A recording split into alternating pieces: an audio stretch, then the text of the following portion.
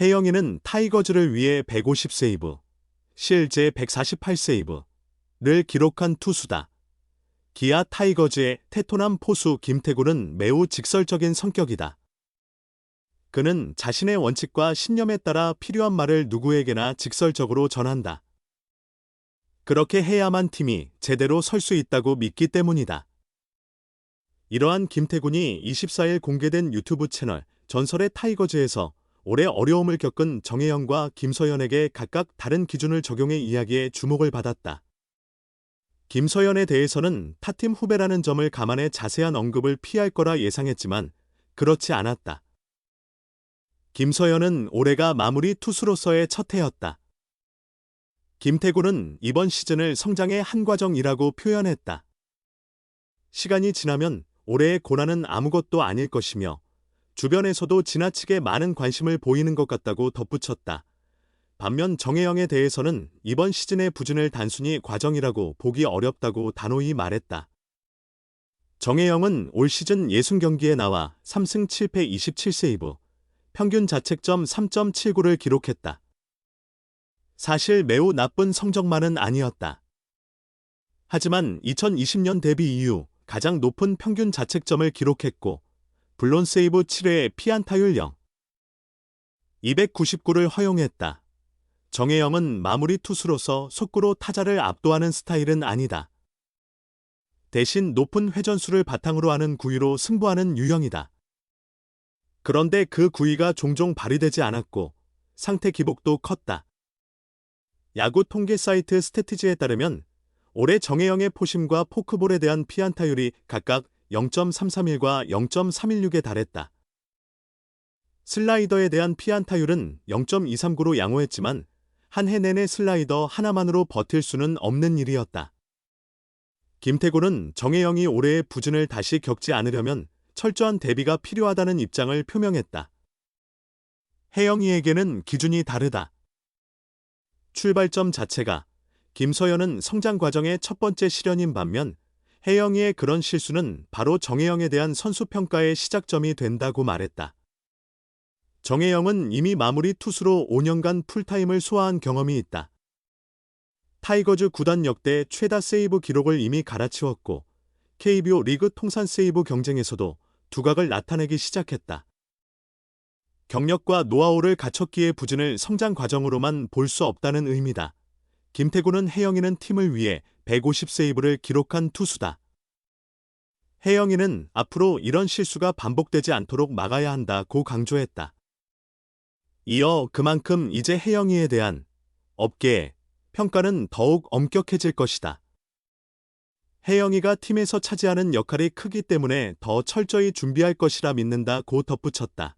실제로 정혜영의 2026 시즌은 매우 중요하다. 조상우의 FA 계약이 진전이 더디고 올해 활약한 성영탁이 2년 연속 좋은 모습을 보일 것이라 장담하기 어렵다. 전상현은 가장 믿음직한 불펜이지만 올해 많은 이닝을 소화한 것도 사실이다. 곽도규는 시즌 초반 복귀가 어려운 상황이다. 정혜영이 본연의 모습을 되찾아야 기아의 마무리가 안정될 수 있다. 김태군의 말처럼 더 큰 책임감을 가지고 자신의 경기 수준을 높여야 할 의무가 있다. 기아가 올해 8위로 떨어진 가장 큰 요인은 불펜의 총체적 부진이었다. 그리고 그 중심에는 마무리 투수 정혜영이 있었다. 정혜영은 이번 시즌 좋지 않은 모습을 보였다. 3승 7패 27세이브, 평균 자책점 3.79에 그쳤다. 전년 대비 평균 자책이 1점 이상 상승했다. 9원패와 블론 세이브가 각각 7회씩 발생했다. 9원패는 리그 최다였고 블론 세이브는 공동 2위에 해당하는 수치였다. 7월 20일 광주 LG전이 특히 아쉬웠다. 팀 타선이 8회 말 6득점으로 극적인 역전을 이루었지만 9회 초 등판한 정혜영이 집중 타격을 받으며 승리를 내주었다. 후반기 기아의 추락을 시작한 경기로 볼 수 있었다. 이후 정혜영은 제 컨디션을 찾기 어려웠다. 8월까지 지속된 부진으로 인해 2군에 내려가기도 했다. 9월 이후 7.2이닝 1실점으로 어느 정도 회복했으나 기아의 시즌이 사실상 종료된 뒤의 일이었다. 이범호 기아 감독은 정혜영이 부진할 때도 그를 믿었다. 때로는 강한 말을 하기도 했지만 이군에 있을 때를 제외하고는 시즌 마지막까지 마무리 역할을 부여했다. 내년 시즌을 준비하는 데에도 정혜영은 여전히 마무리의 첫 번째 선택이다. 올해의 부진을 빼면 여러 해 동안 훌륭한 마무리였으며 이번 시즌의 어려운 만큼 내년에는 더 각오가 다를 것이라는 기대가 있다. 팀 전력 면에서도 정혜영 외에 구회를 책임질 명확한 대안이 없는 것이 현실이다. 국가대표 마무리 출신 조상우는 FA 자격으로 시장에 나왔다. 내년에도 기아에서 뛸지 확실하지 않다. 기아가 조상우와 계속한다 해도 마무리로 기용하기는 힘들다. 조상우는 올해 6승 6패 평균 자책점 3.90, 블론 세이브 3회를 기록했다. 정혜영보다도 조상우의 성적이 더 낮았다. 기아는 올해 차가운 겨울을 지냈다. 박찬호와 최영우를 연이어 보내야 했다. 불펜을 포함한 외부 FA 선수 영입은 아직 한 명도 없다.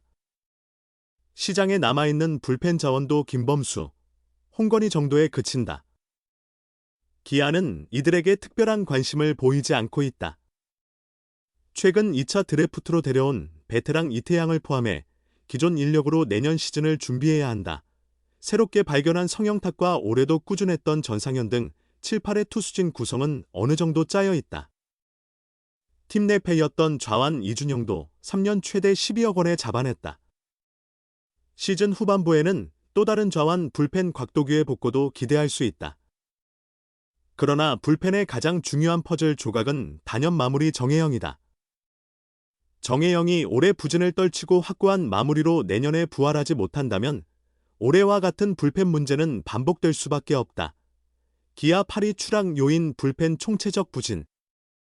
이범호 감독 내년도 마무리 정혜영 각오가 달라질 것. 2025 시즌 기아가 8위로 떨어진 결정적 이유는 불펜의 총체적 난조였으며 그 한가운데 마무리 정혜영이 자리했다. 3승 7패 27세이브 평균 자책점 3. 79를 기록하며 전년보다 1점 넘게 상승했다. 9원패 7차례, 리그 1위, 블론 세이브 7차례, 리그 공동 2위를 쌓았다. 부진으로 인해 2군에 내려가기도 했고 이후 회복세를 보였으나 이미 팀의 시즌은 사실상 마무리된 후였다. 이범호 감독은 내년 시즌에도 마무리 책임을 정혜영에게 부여할 방침이다. 오랜 기간 좋은 성과를 보여왔고 올해의 부진만큼 내년 각오가 달라질 것으로 내다본다. 정혜영 외에 구회를 맡길 명확한 대체 자원도 부재하다. FA 시장에 진입한 조상우도 이번 시즌 6승 6패 평균 자책점 3.90으로 정혜영보다 더 낮은 성적에 머물렀다. 기아는 박찬호와 최영우를 보내며 외부 보강 없이 기존 전력으로 시즌을 준비한다. 2차 드래프트로 이태양을 데려왔고 성영탁과 전상현이 7, 8회를 책임질 그림이다. 좌완 투수 이준영, 3년 최대 12억과 계약했고 곽도규의 복고도 예상된다. 하지만 핵심 퍼즐 조각은 정혜영이다.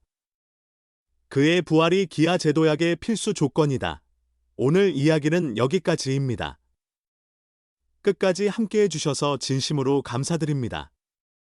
앞으로도 많은 관심과 응원 부탁드리며 저는 다음 시간에 다시 인사드리겠습니다. 감사합니다.